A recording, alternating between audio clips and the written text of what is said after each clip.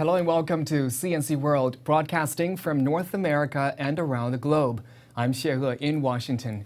Joining me today in our studio is Paulo von Chirac, the president of Global Policy Institute. Thank you for joining us, sir. Pleasure. So on Thursday night, U.S. President Donald Trump instructed officials to consider additional tariffs on $100 billion worth of Chinese goods. This came after China announced its countermeasures to impose tariffs on 106 U.S. products, including soybeans, automobiles, and aircraft parts. So this latest statement, sir, do you think it's another unpredictable, surprising move by President Trump? Well, he certainly keeps surprising us, right? Exactly. Even when he announced the very, very early round of all this, which is what was the aluminum and steel import tariffs, which came in stages. First, it's for everybody, then certain countries were excluded, and then it turned out it was really targeting China.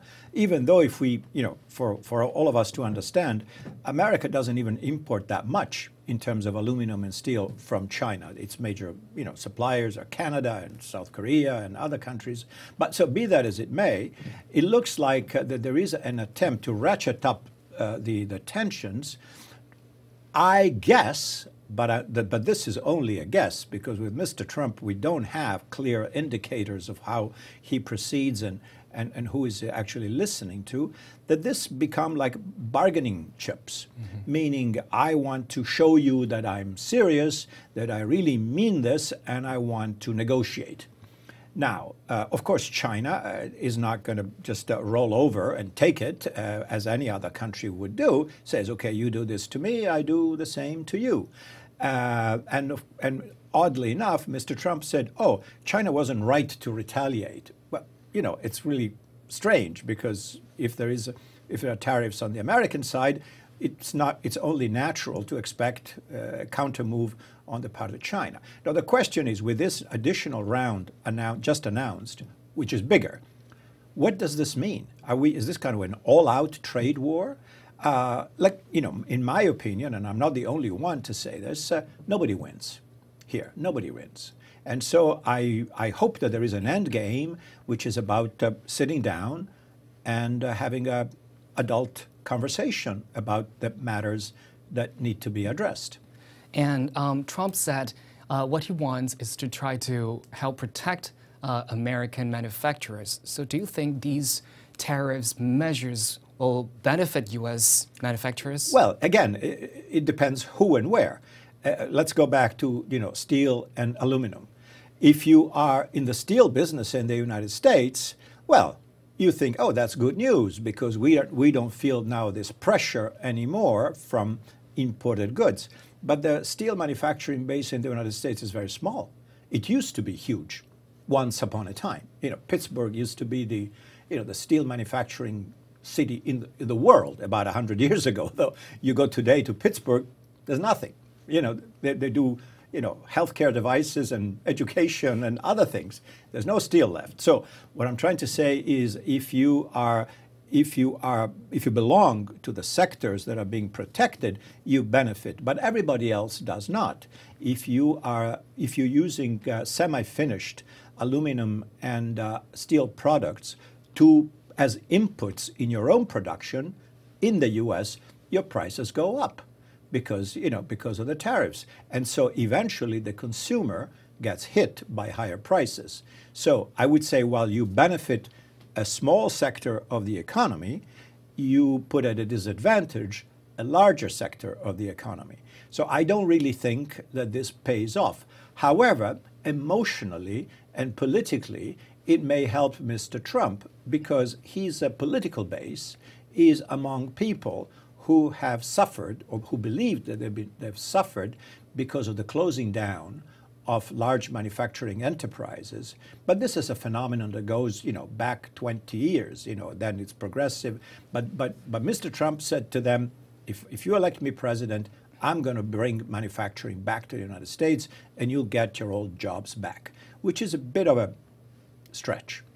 And we found something interesting is about Mr. Trump. He said in March that trade wars good and easy to win. And then he said in April that U.S. is not in a trade war with China. A trade war was long lost before. And then he proposed these tariffs on China. So what he did and what he said is a little bit contradictory, right? It's a bit unclear, indeed. And again, just the very statement to say that trade wars are good and easy to win, it's contradicted by the historic experience.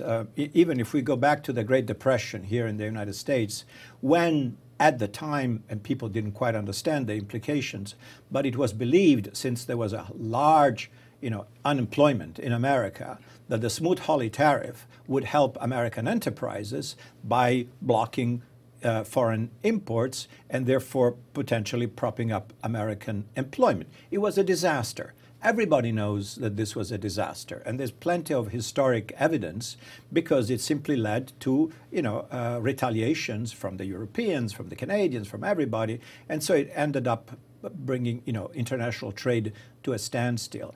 Other more limited efforts in tariff imposition have not really produced great results. This is done before, during the Reagan administration, and in smaller measures during the Bush administration, etc.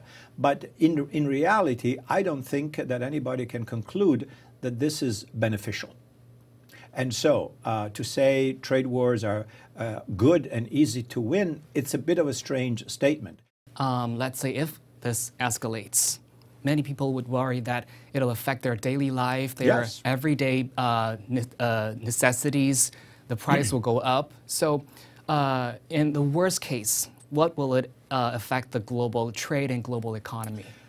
It's hard to say because, there can be ripple effects that go beyond the bilateral relationship between the United States and China.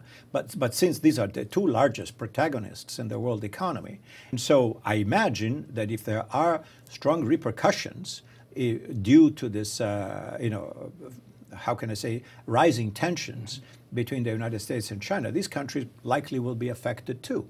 And so, and certainly at some point, the American consumer will feel the impact of higher prices, and some sectors of the economy that rely fairly heavily on China as an export market, soybeans, pork, some of these aircraft parts and what have you, they will be hurt.